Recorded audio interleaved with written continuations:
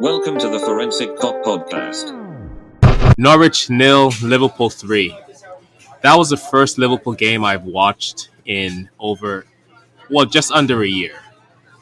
Van Dijk playing, fans in the stadium, and no VAR. It felt super weird, but at the same time, normal.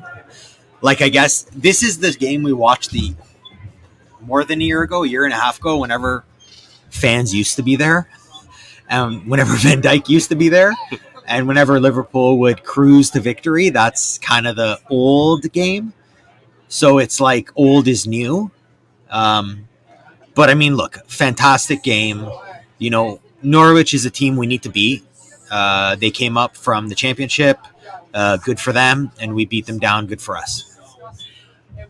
I think in a way it helped us playing the later game because Leicester won, Chelsea won, Man U won, Arsenal lost, of course.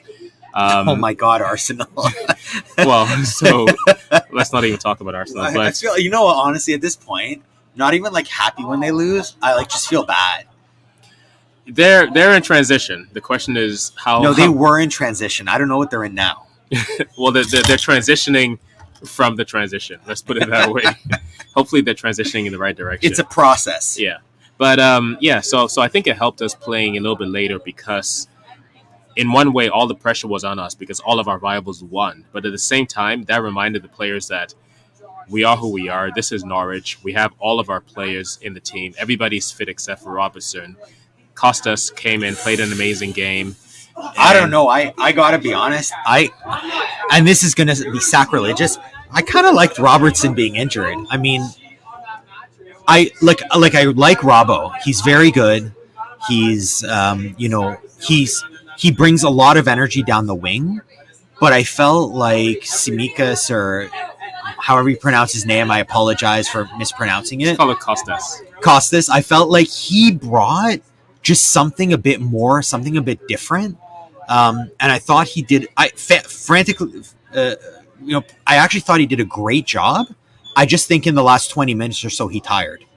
Oh, yeah, definitely. And it's to be expected. Number one, he hasn't played, I think last season he played, 10 minutes for Liverpool. I don't remember him being on the team last season. Was he there? Yeah, he was in our squad for sure. He didn't play that many games for Greece. So, yeah, you could tell that he's probably not used to playing 90-minute games. But in the first half and the first half of the second half, he was for sure. You can see that he's reaped the benefits of playing on the training field with Klopp, understanding the system.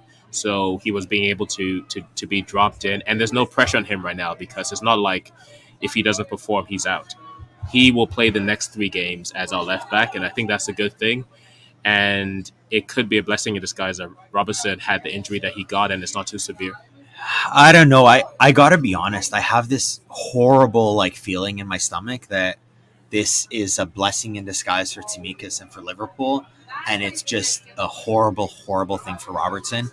Because I don't know. I feel like a month from now, I feel like he's gonna be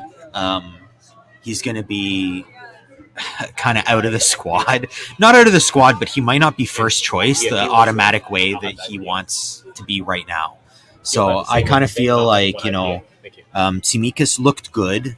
If he can put together a full 90 minutes and not have those brain farts at the end that he did, which were just horrifying. If he can get his fitness up, he offers a whole lot going forward, a whole lot going back. And where Robertson offers an engine kind of all the time, I felt like Tsimikas kind of offered a bit more than that. What do you think the difference is?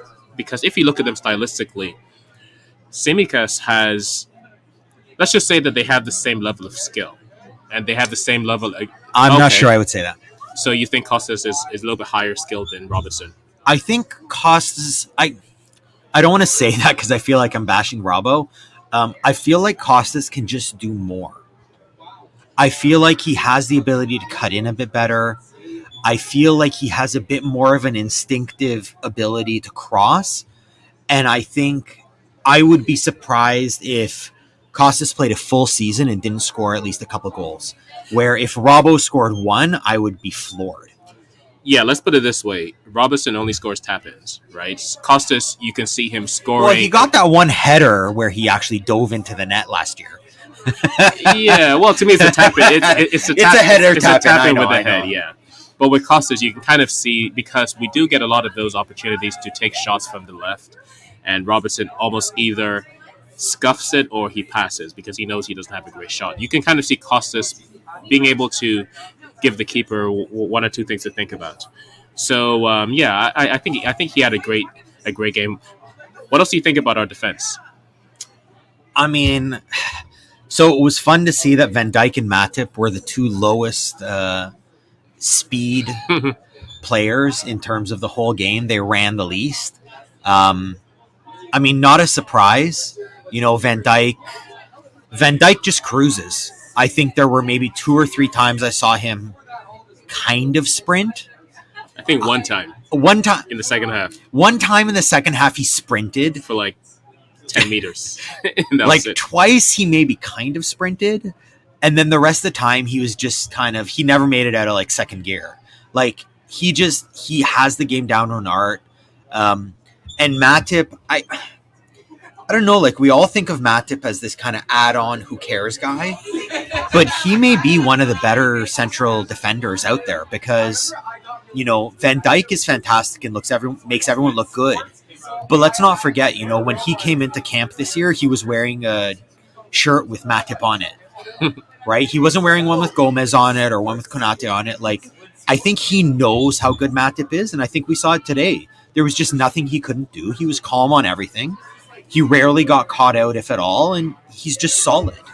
Matip was playing like exactly what he is, an experienced defender who's played in the EPL and the Bundesliga and is over his injuries. That's what he looked like today. He was playing with such intelligence. He doesn't have the pace that Gomez and Van Dijk are blessed with, but he just knows where to be and how to use whatever strength he has in those 6'5", that whole frame that he has. But he's able to just use his experience to hold the line, and he's a decent passer of the ball. He knows when to bring the ball out of the defense, and I thought he had a great game.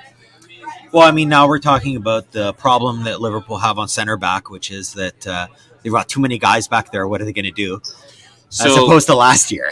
So now the decision not to buy Kabak is making a lot more sense. Obviously, Klopp and team had seen Van Dijk, Gomez, and Matip in training and realized, okay, these guys are back.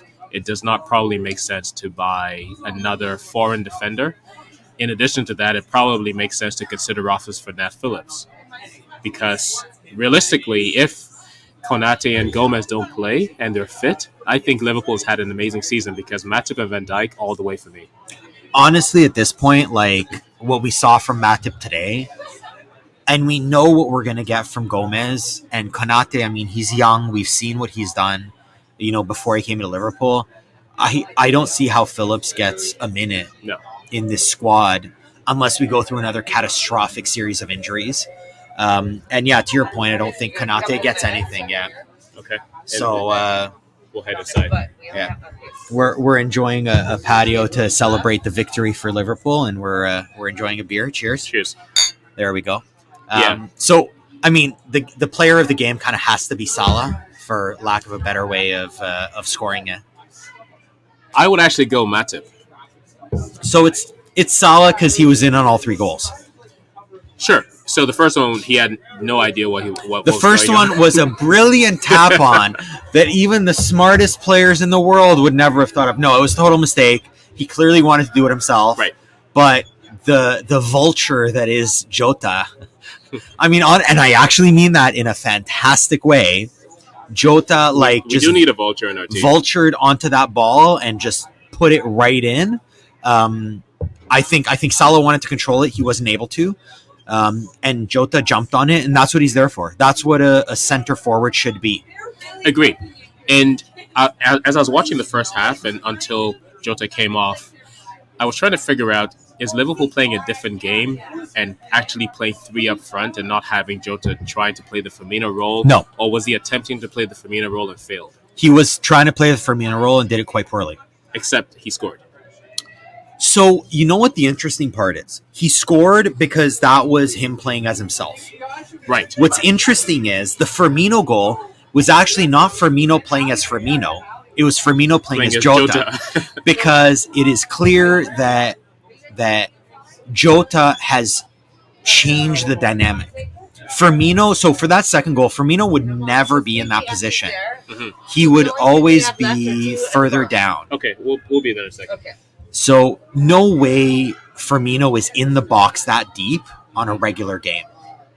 Before Jota came, you would never see him there. Now he's realized he needs to be in the box. He needs to clean up scraps. He needs to be a center forward. He needs to score. And I think that's where the second goal came from. To be fair, 24 months ago, he was in those positions, which is why he scored all those no-look goals, where he would just have to don't tap even start me on the no-look. And I would almost call this one a no-look goal, too. So, Oh, he didn't look much because he put it right by the keeper's leg. right. He should have done better.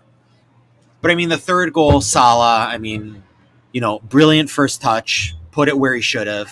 Honestly, I'm actually kind of a little bit surprised that Salah was able to score. I know it's horrible to say, but, he's scuffed so many gimmies. I think this one seemed much more instinctive, and I think that's where he excels. Yeah, and I think it sets us up very nicely for the next few games. Our next two games are at home against Burnley and Chelsea. So I think things are looking great. And then after that's the international break, which we all love, of course, not. Going back to the defense, I just want to say a quick word for Van Dijk. And I just love seeing that diagonal pass. I mean, we hadn't seen that for a long time. And just having him there, being able to just whip that through to Mane or Salah or Trent, just so effortlessly, it changes our complete dynamic. It changes the dimensions of the game for us, not just defensively, but offensively. The one thing I will say offensively that I found fun, shocking, surprising, whatever you want to call it, when Elliott came in, oh man, does that guy want to be in the first team or what?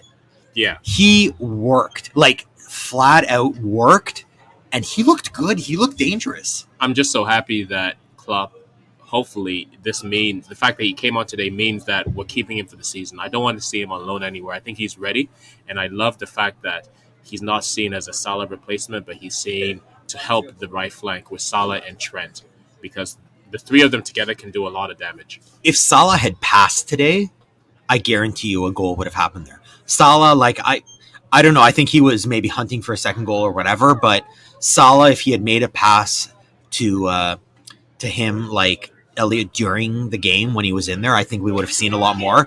But yeah, I think you're right. Like Salah, Elliott, and Trent down that wing. I don't know how you defend that. What do you think of Naby and Ox and Milner? Let's talk about the midfield. Did Ox play? I'm confused. I didn't see him. Was he in the game? Was there a guy named Ox in there? Honestly, seeing the last friendly that they played against Osasuna, he was just so liberated, and I was just hoping that that's the Ox we see. But I think realistically, in order for him to play that role, he has to come off the bench. I don't think he's a starter for Liverpool, because trying to have him play a controlled game limits what he's good at, which is he's a disruptor. Yeah, and I really like him, and I really want him to succeed, but I just don't see him in that role right now. Milner, he's 800 years old, and so I'm glad he got a game in, but I hope I don't see him again, frankly. Fab looked good when he came in. Keita, he was quiet, and he didn't seem to do anything super spectacular, but he was... That's what we want. I thought he played a very solid game, very controlled, and I actually liked his game today. I hope he can build on it. Yeah, I hope he can stay fit, and I hope that he can replace Gini. I still think we need another dynamic midfielder, but... we got Thiago coming in. And Henderson. We don't... You know what? This team is set. We don't need anyone. Even Mbappe doesn't need to... No, I'm kidding. Do we need another forward? We need another forward. Because Mane and Salah are going to be away for a month for the African Nations. You know what? If and Naby too. If Klopp can add... And also Matip, possibly. Elliott up front, if you realize Elliott's more than just a midfielder, then I think we got a long way to go. I think Elliott as a forward is going to be damaging. Okay, so because we're sitting on the patio and we're being asked to move right into the bar, we have to end this podcast really quickly. I already said my man of the match is Matip. Who's your man of the match? I was gonna say Salah because it has to be Salah, but I'm actually gonna go with Tsimikas because he came on, he replaced the guy that we all thought was irreplaceable, and frankly, he made me not miss Robbo at all. I actually thought he played a fantastic game, so I'm gonna give it more for his ability to kind of deliver. And again, the last 20 minutes, I think he was just exhausted. But if he can continue his first 70 minutes the rest of the time, I think we're doing pretty well with him. So, we're on to the next match. Hey, we got the first one, and that's the important part. Now we're on to a couple home games, and we're gonna put a decent marker down, 3-0. That's not bad. And we're hoping to continue to get another run at the title. For more stories, analysis, and articles, go to the ForensicHop.com website.